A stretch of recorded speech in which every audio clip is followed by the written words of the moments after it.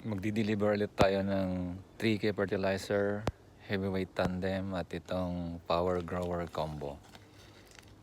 Yung suki natin na laging nag-order kumukuha na naman. Ang ganda kasi nitong 3K fertilizer, lalo na ngayong tag-init. Nagiging drought resistant yung palay, mais, sili at kahit ano pa mang mga gulay. Napakaganda ito sa sitaw, sa okra, sa talong.